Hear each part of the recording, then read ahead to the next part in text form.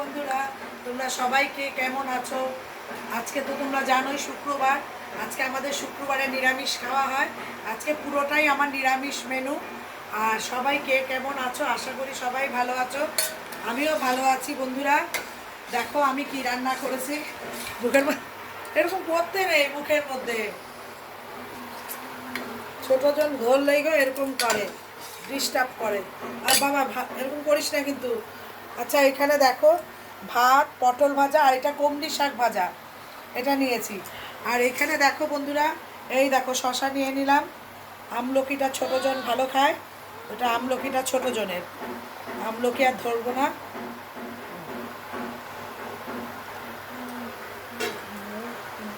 বাবা এদিকটা দেখা। আর আজকে দেখো আমি কি রান্না করেছি বন্ধুরা। এই হলো ডাল, টমেটোর ডাল করেছি। তোমাদের ভাত, পটল ভাজা, কমলি শাক ভাজা, এই তিনটে দেখিয়ে দিলাম। আর এখানে শশা দিয়ে দিয়েছি। এই দেখো এখানে ডাল আর ক্যাপসিকাম দিয়ে পনির করেছি। দেখো বন্ধুরা, এখন না পরে। এই যে বন্ধুরা দেখো লাল লাল করে পনির করেছি।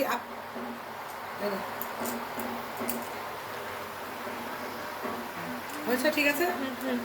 এই হচ্ছে ক্যাপসিকাম দিয়ে বন্ধুরা দেখো পনির করেছি। কেমন হয়েছে বলবে, একটু লাল লাল করে করেছি। কিন্তু কোনো রকম আমি শুকনার লঙ্কার গুঁড়ো ইউজ করি না। তোমরা জানো আমি সব সময় লাল কাঁচা লঙ্কা দিয়েই রান্না করি। লাল কাঁচা লঙ্কাটাকেই শুকিয়ে নিয়ে বসো তুমি। যে দাদু আসলো, দাদু বসো বসো, আমি একটু ভিডিওটা করে নিই। হ্যাঁ, আর এই দেখো এখানে পনির করেছি, লাল লাল করে পনির করেছি।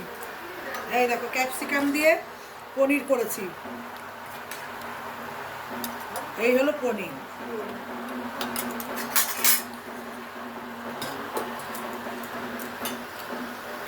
আর এখানে দেখো ফুলকপির তরকারি বড়ি দিয়ে করেছি। এটা হলো দেখো ফুলকপির তরকারি করেছি। এর মধ্যে একটু ধনে পাতাও দিয়েছি।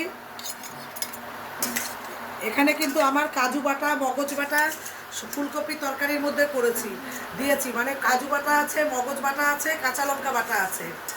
আর টমেটো বাটা তো আমি মিক্সিতে পেস্ট করে নেই, সেটা তো তোমাদের আমি বলি। আর এই হলো ফুলকপির তরকারি। দেখা বাবা।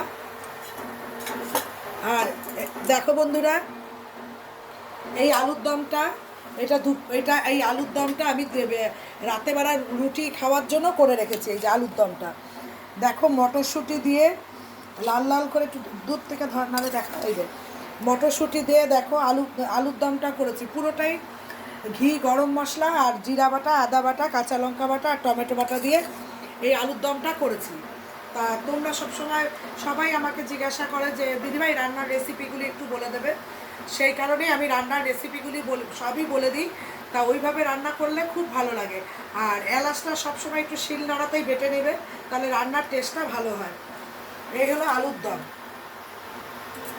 কেমন হয়েছে? এটা রুটি খাওয়ার জন্য করেছি, এটা দুপুরের না। তা আজকে যেহেতু রান্নাটা করে রেখেছি তাই জন্য তোমাদের দেখিয়ে দিলাম। নালে রাত্রেবেলা আমি কিছু না কিছু রোজই করি। রাত্রেবেলা যেটা খাই সেটা মানে রাতেরটা রাতেই করে নিই। এই হলো বন্ধুরা আজকে শুভ দুপুরের মেনু। বাবা আরেকবার ভালো মতো দেখিয়ে দে কেমন হয়েছে। তোমরা অবশ্যই কমেন্টে জানাবে। এইদিকে কর,